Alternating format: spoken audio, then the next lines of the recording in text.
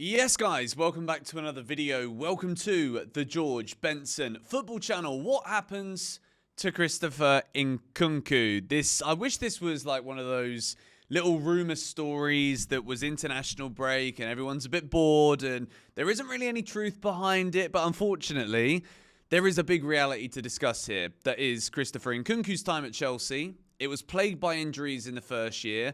And now in the second year, I'm going to say through absolutely no fault of his own, the man just cannot get minutes in the Premier League. And I would argue that even the cameo that we saw at the weekend is almost an insult in a way. I'm not saying that it is actually insulting of Enzo Maresca to bring on a striker with the game in the balance with literally 2 minutes to go or 1 minute to go until the 90 minutes is up. But like, if you're Christopher Nkunku and you're looking at your pre-season, you're getting minutes under a new manager, you're impressing him. I was in America watching him every single game and I'm like, Nkunku looks sharp, he looks fit, he looks like the finisher that we knew he could be, top goal scorer in pre-season.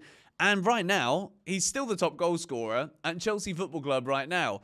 But the weird reality of our situation is that we're playing in pretty much a donkey league, the Conference League. The games are pretty much irrelevant. Chelsea go into each one thinking we're going to win, probably knowing we're going to win. There's this narrative that's been created about an A team and a B team. I've ran with that narrative because, quite frankly, it looks like that. And not very many people can argue the case of the Conference League being more important than the Premier League. So based on that, it's an A team and a B team.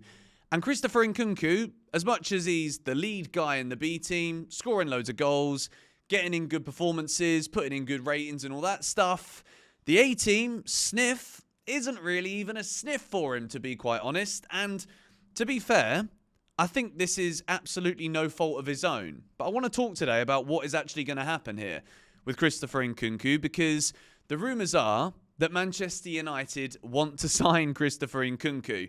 And I'm going to take you back to a time where Chelsea had Juan Mata. And Juan Mata at the time was one of my favourite Chelsea players. And then he went to Manchester United. And I think genuinely, as much as there was probably players that ended up having bigger legacies and better careers at Chelsea, and then they move on and it's sad. I'm talking about Eden Hazard. He goes to Real Madrid. It was his dream club. And then I guess there's like a selfish part of you as a Chelsea fan that's like, well, Hazard didn't get to those levels at Real Madrid, so you feel a bit lucky that we're the ones that had the best years. Now, with Christopher Nkunku, he's one of the more experienced players in this squad. And I look right now at what's been happening at Chelsea with him not getting any minutes. We're going to talk about the reasons why that is in a little bit. But let's finish up by giving the opinion of what it would mean to go to Man United. I genuinely think it would be like Juan Mata, where you see a player that's clearly got loads of ability, but maybe at the time didn't think the game time was going to be there for him at Chelsea. With the managerial changes and stuff, goes to Man United, shows what he can do. And maybe the best years of his career weren't there, but he does really well. You've got Mason Mount going to Man United. It's not quite worked out. Havertz goes to Arsenal. Make of that what you will. Seeing good players leave Chelsea, if they succeed, it leaves a really horrible taste in your mouth. And the reality with Christopher Nkunku is, if he goes to Manchester United, he will absolutely destroy it there. He'll be unbelievable. Ruben Amorim is coming in as a manager, and if Christopher Nkunku is one of the number 10s for Ruben Amorim in his 3-4-3, whatever it is, system, he will absolutely cook at Manchester United. Do I think this is actually something that is a feasible chance that it's going to happen? The harsh truth of the matter is, yes, I do. And Christopher Nkunku's game time at Chelsea, he was bought in. And I think Chelsea were like, well, this guy's a good finisher. He scored a load of goals in Germany. He's probably going to be the number 9. Christopher Nkunku is a prime example of when Chelsea started spending loads of money under these new owners. We did it in a way that was kind of scattergun. We were going to buy this player, that player, this player. Some were going to work, some were not going to work. And with Nkunku, he's not an out-and-out striker.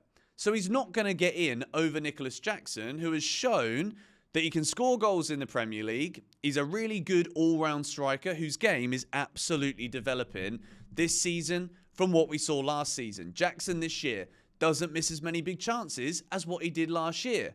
We're seeing under Maresca that every single game that we play in the Premier League where Nicholas Jackson is fit, he's the number 9. He's the main guy.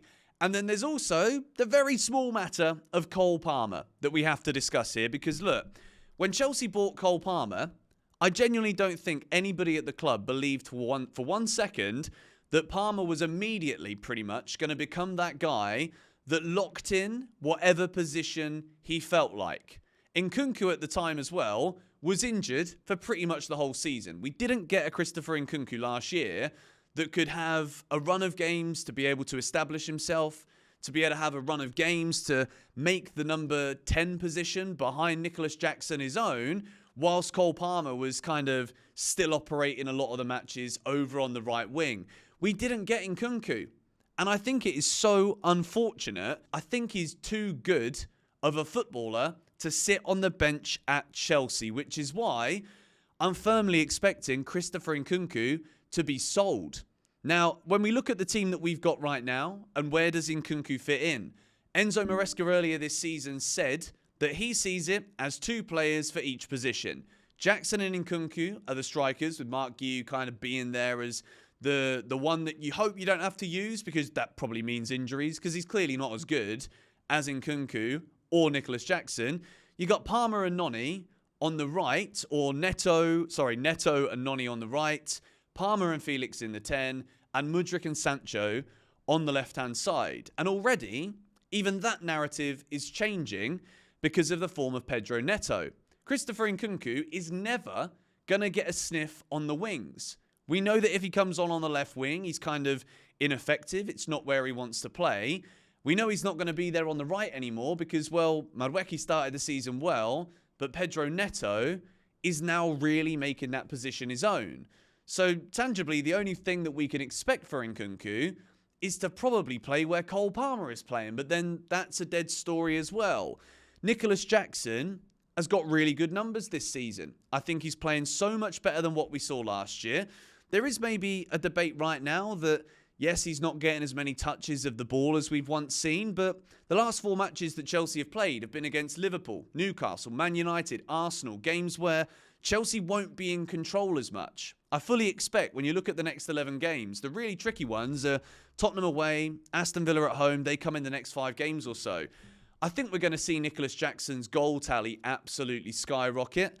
And unless there is a world where Jackson goes through a really dead patch of form, the reality is Nkunku isn't going to get the minutes. When we saw him play in the Conference League and he scored those 2 goals late on, it was big for him. When Chelsea were winning 6-0 and you're looking at the score sheet and Nkunku didn't have any, I'm thinking, even when we're battering teams, as much as it wasn't really his fault, Nkunku isn't getting the numbers. So in terms of like staking a claim for Jackson's place, 2 goals against Noah, is that it's not really going to do anything to get you in ahead of Nicholas Jackson.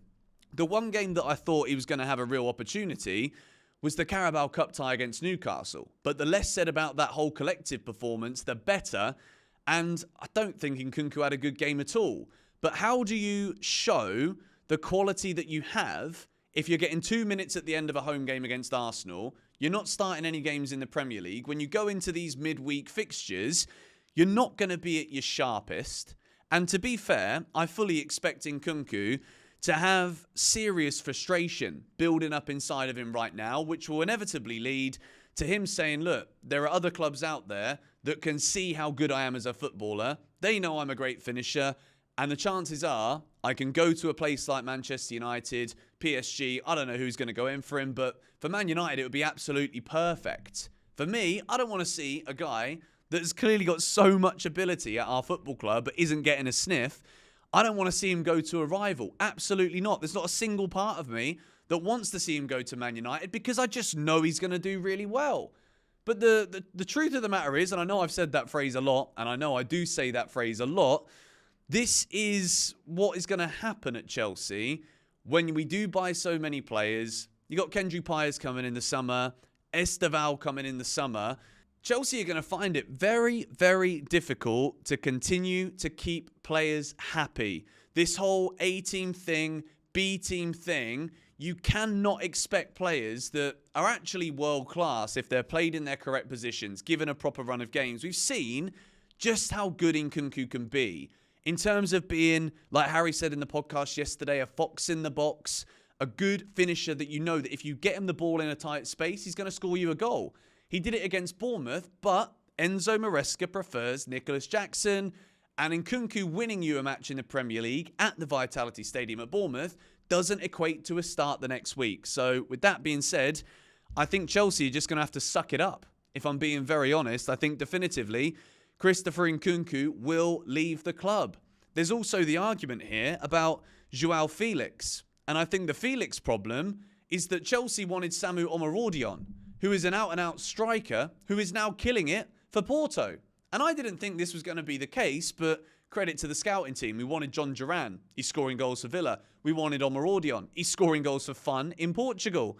So we signed João Felix because we wanted Atletico Madrid to buy Conor Gallagher. Couldn't, for whatever reason, get the Omorodion deal done. So we gave them the money to get João Felix because they wanted to sell him. João Felix is also a very good football player. But again, he's very niche. He's not going to be there over Cole Palmer. And as much as people in, the last couple of games have been like, oh, well, Palmer's not really playing very well.